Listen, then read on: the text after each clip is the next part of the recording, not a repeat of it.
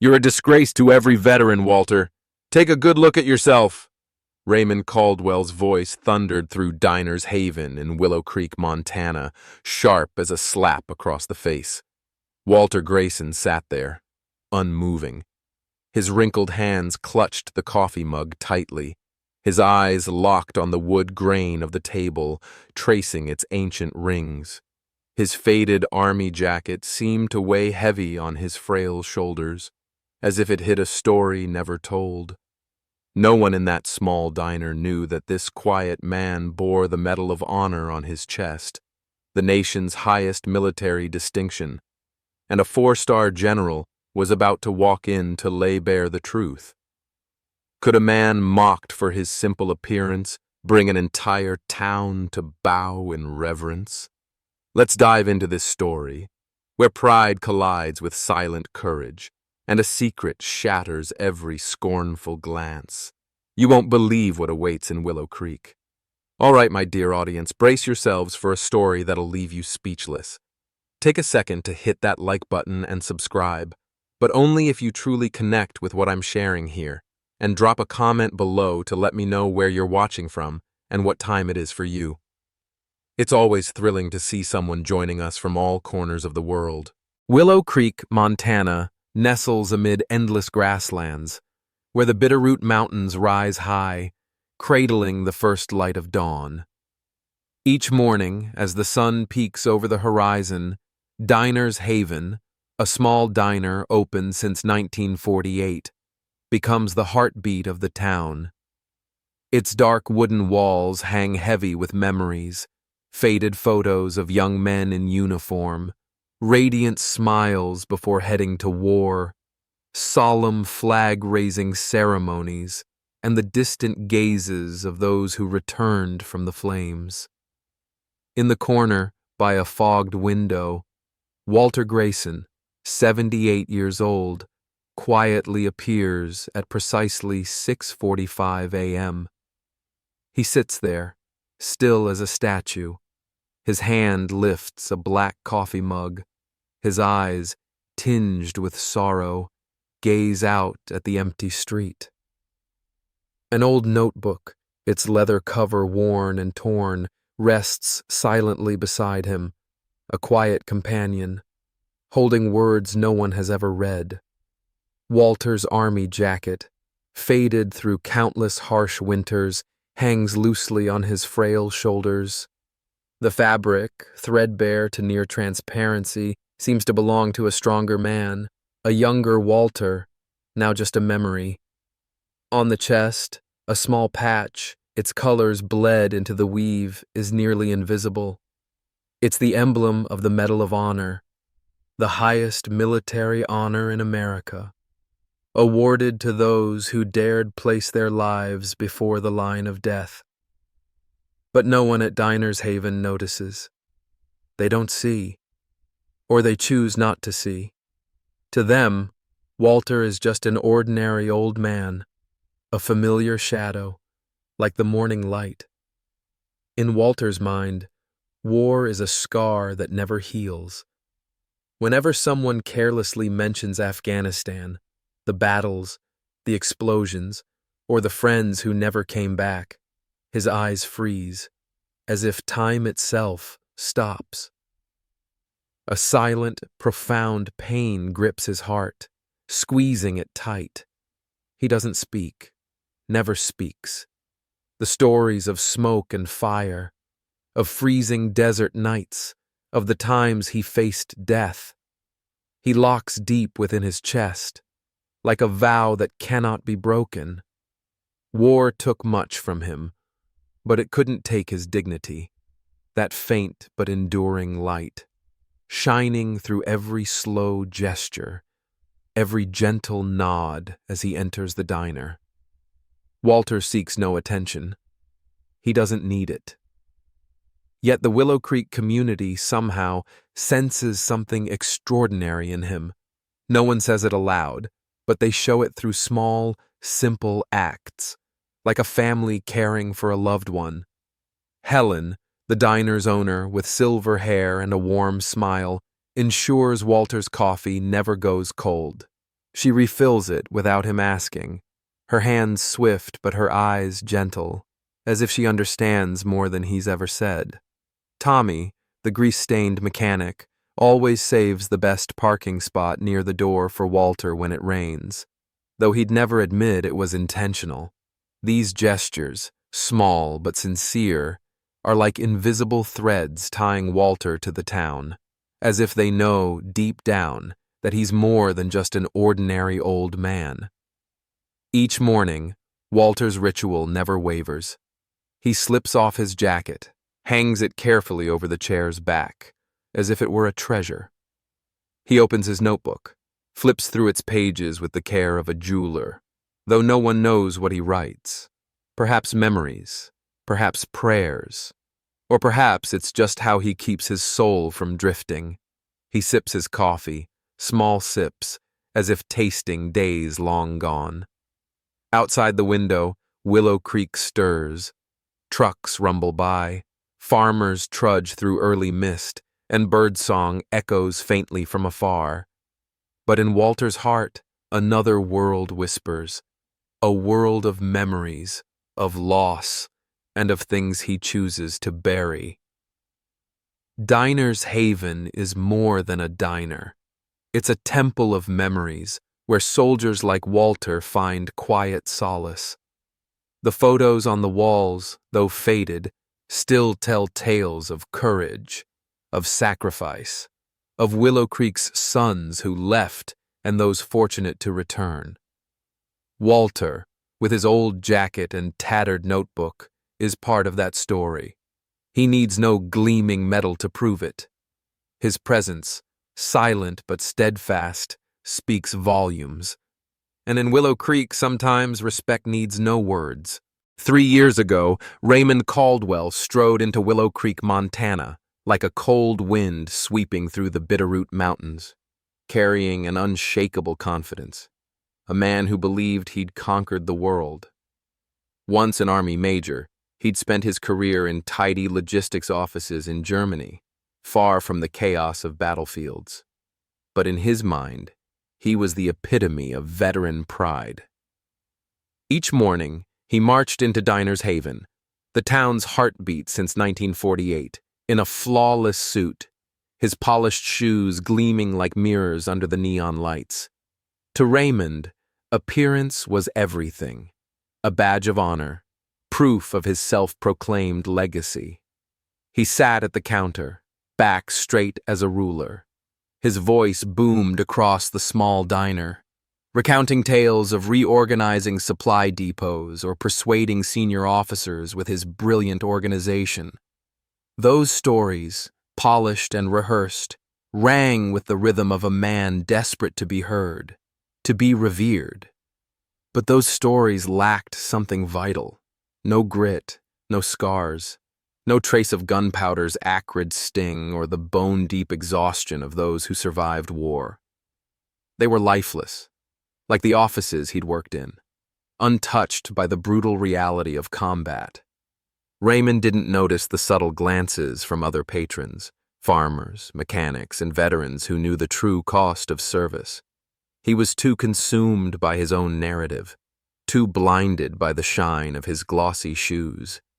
And then there was Walter Grayson, the quiet man in the corner, his presence a thorn in Raymond's heart.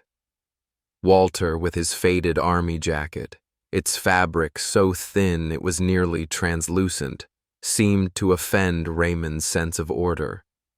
That jacket, loose on Walter's gaunt frame, was a relic of a bygone era, its once vibrant green now a mere shadow, as if it carried the weight of battles Raymond couldn't fathom. A small patch, almost invisible on the chest, the emblem of the Medal of Honor, was overlooked by everyone, including Raymond. In Raymond's heart, a fire smoldered. He couldn't bear Walter's simplicity, as if it challenged his very existence. Each time he saw that threadbare jacket, he felt an unease he couldn't name, not because of Walter, but because of what he represented. Raymond had dreamed of battlefield glory, of shining medals, but his career was only paperwork and desks. He compensated with bravado, by standing taller than others, especially Walter. "A veteran dressed like that?" he muttered, loud enough for the diner to hear, his eyes sweeping over Walter with disdain. Those words weren't just mockery. They were Raymond's way of asserting his place, of hiding a deep-seated fear that he'd never truly faced the trials men like Walter had overcome. But Raymond's arrogance didn't land as he hoped. The people of Diners Haven, though silent, sensed the emptiness in his boasts. They listened, not out of respect, but out of the small-town courtesy that held the community together. Raymond's stories, though told with fervor, lacked life, like a book missing its final page. They didn't touch the heart, didn't stir memories of sacrifice or courage. Meanwhile, Walter, with his silence, claimed a quiet corner of everyone's mind. They didn't know about the Medal of Honor, but they felt his quiet dignity, like an oil lamp burning steadily in the dark. Raymond didn't see it. He basked in his self-made glory, believing he was the center of Diners Haven. Each morning, he entered the diner, chin high, like a king returning to court.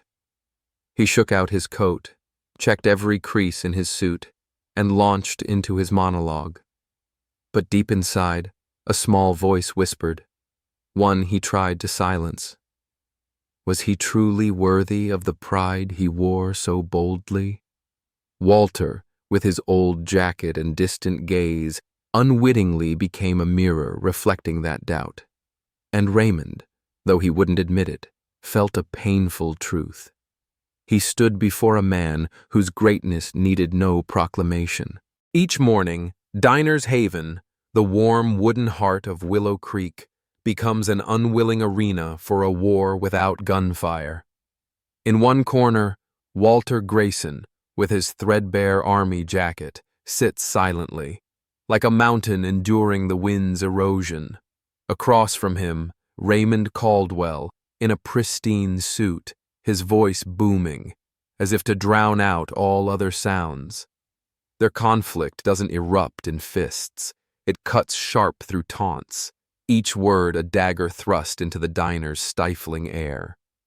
Raymond, with a cold glare and a half-smirk, calls Walter's jacket a pile of rags, harsh words, ringing out amid the clink of spoons and forks.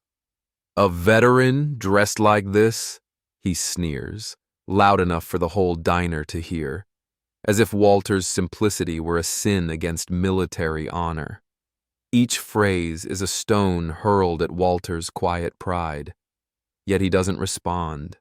Walter merely folds his old notebook. His gaunt fingers move slowly, as if cradling a wordless secret. He takes a sip of coffee. His eyes, heavy with sorrow, gaze through the fogged window, where early light paints golden streaks on Willow Creek streets. In his heart, each of Raymond's taunts is a cold gust, stirring memories of war he's tried to bury. Long nights in Afghanistan's deserts, explosions tearing the sky, and the faces of friends forever left behind. But Walter chooses silence, not from fear, not from weakness, because he knows some battles need no words, and self-respect doesn't require shouting to prove. When Raymond's attacks grow too heavy, he rises slowly, his joints creaking in protest of age. He dons his jacket, steps toward the door. The small bell chimes, leaving a heavy silence in the diner. Raymond, in his blind arrogance, sees Walter's silence as surrender. Each time Walter leaves, Raymond sits taller, chest puffed out, like a peacock fanning its tail before the crowd. He believes he's won, that his superiority, from his sleek suit to his exaggerated logistics tales, has put Walter in his place. A faded old man, unworthy of the veteran title. but he doesn't see the eyes of those around him. Helen, the diner's owner, pauses her counterwiping, her hands trembling slightly at the cruel words. Tommy, the mechanic, grips his mug tightly, as if wanting to speak but holding back. The whole of Diner's Haven grows oppressive, the air thick with unspoken tension. No one dares speak, not because they agree with Raymond, but because in Willow Creek, harmony is an unwritten law, and no one wants to break it over a dispute.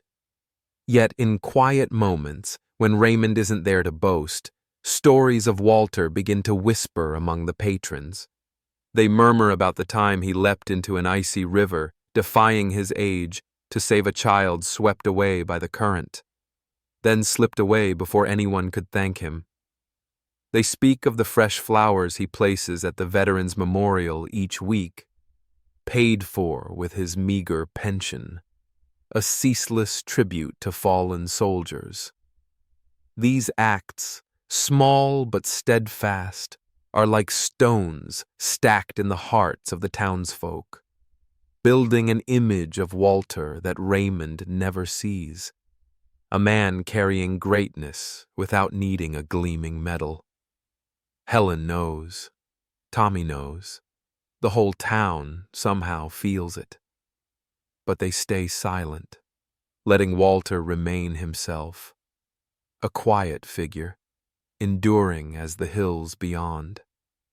In Raymond's mind, each taunt is a way to affirm himself, to banish the deep-seated fear that his career lacks the glory of battle.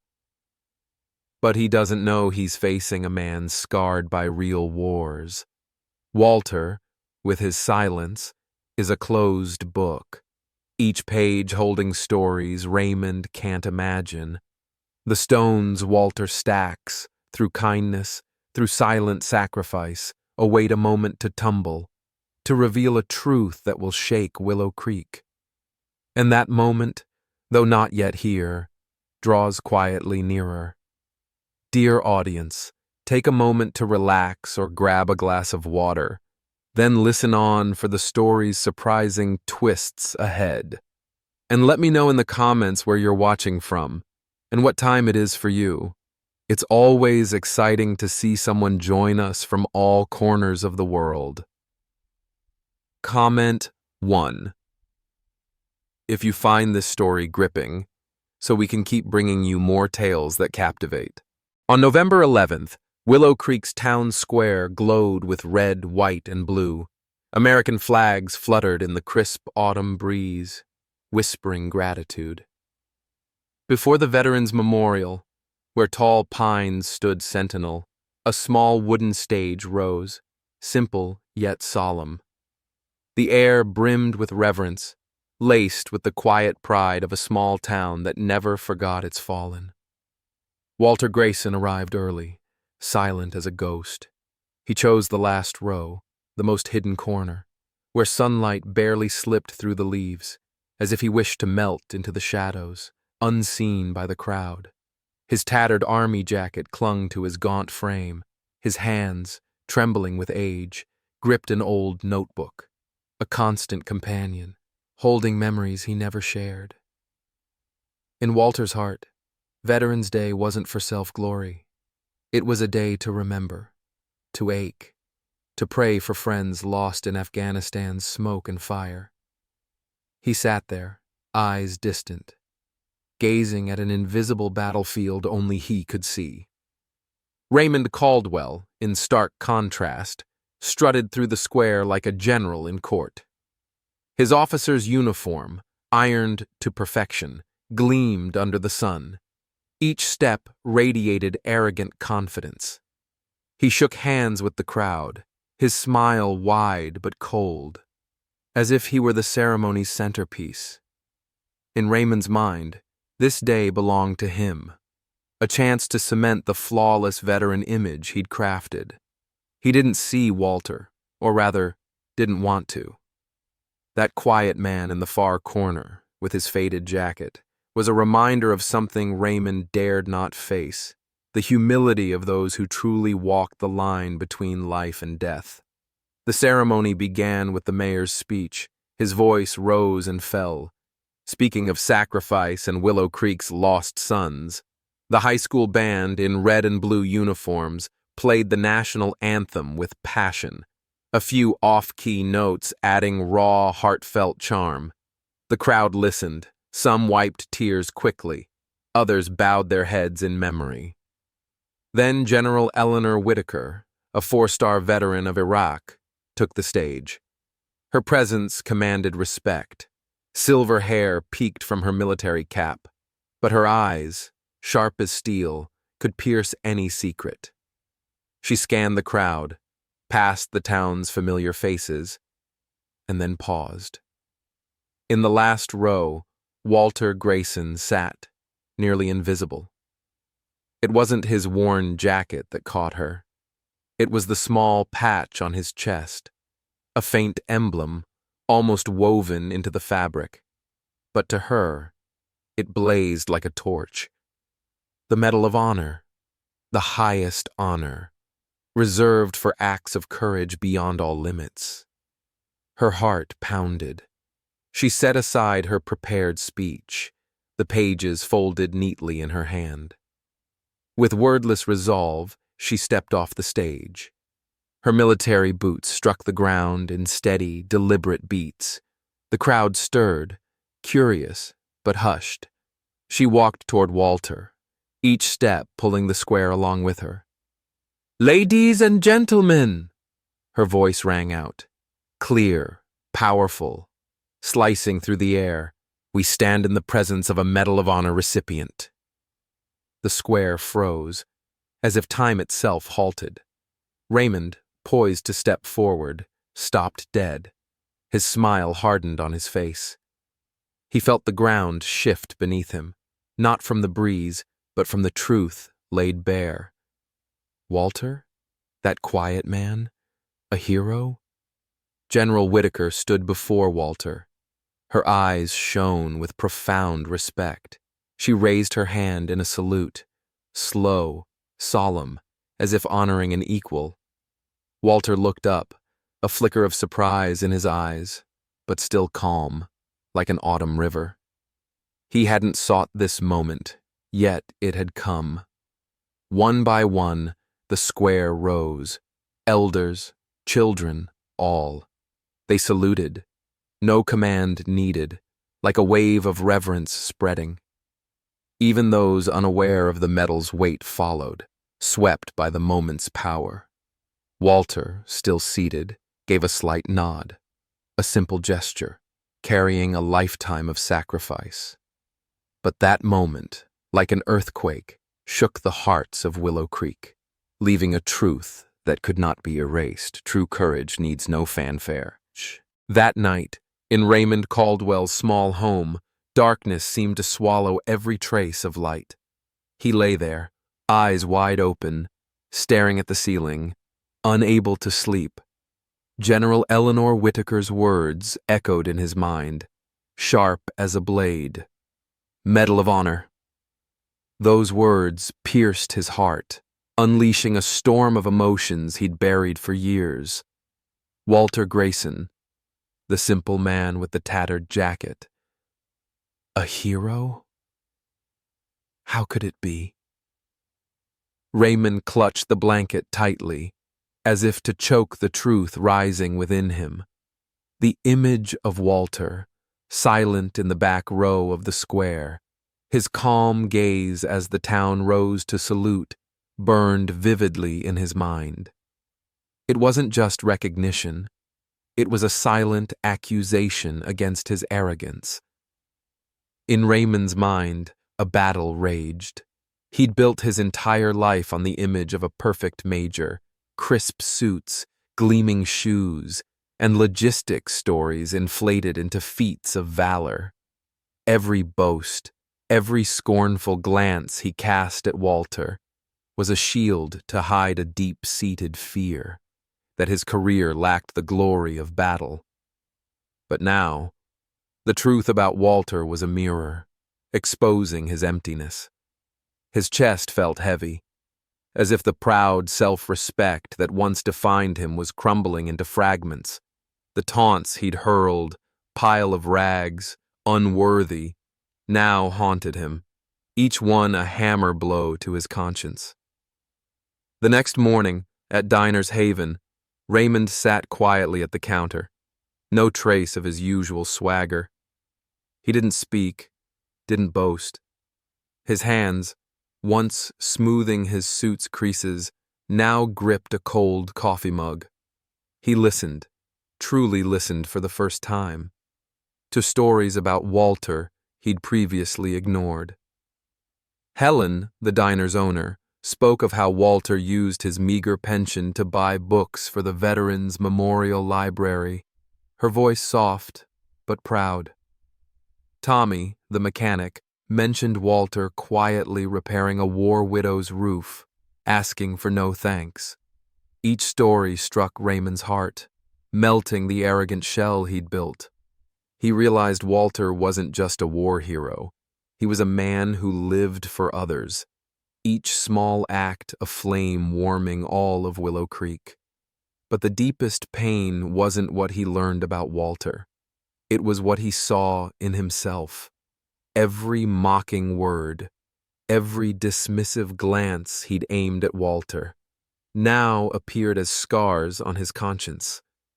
He recalled laughing at Walter's jacket, his voice ringing through the diner, and Walter's fleeting, sad look before leaving.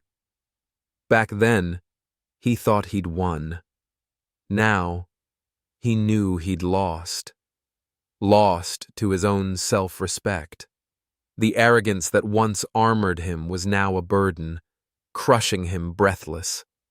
He felt shame, not just for insulting Walter, but for living a life dodging the truth.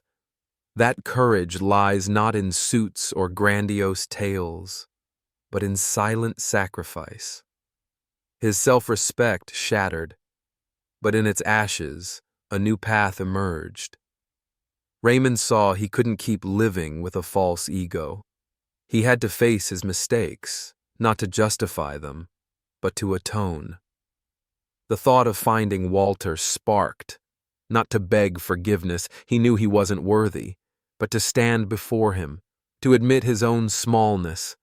As he stood, he left his untouched coffee behind, stepped out of Diners Haven, his heart heavy but flickering with hope.